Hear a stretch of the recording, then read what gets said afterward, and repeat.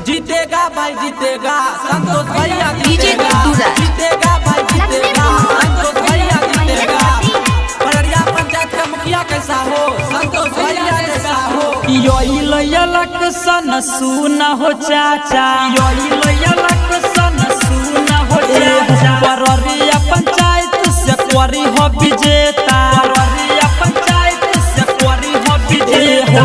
योई लयलक सन सुना हो चाचा पड़रिया पंचायत से कोरी हो विजेता कोरी हो विजेता। सन तो सब भैया क्या जीतै हो हया बाकी ही बेरा मुखिया बनै हो। सन तो सब भैया क्या जीतै हो हया बाकी ही बेरा मुखिया बनै हो। सन तो सब भैया क्या जीतै हो।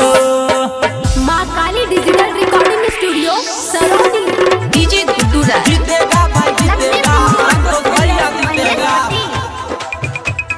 सुनना गाँव योरा गली में सड़क बनई तो पड़रिया पंचायत के नाम बढ़ई तो पड़रिया पंचायत के नाम बढ़े हो।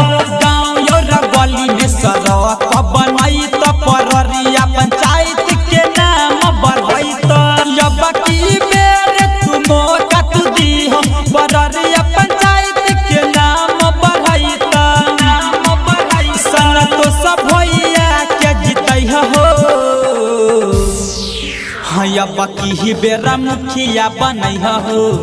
सन तो सब भैया क्या जीतै हो हया बाकी ही बेरा मुखिया बनै हो।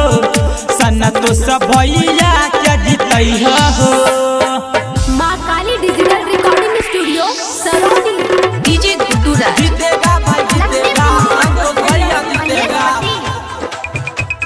सुनना सुन हो काका सुन हे काकी सन तो सब भैया कयब की जीतै हो।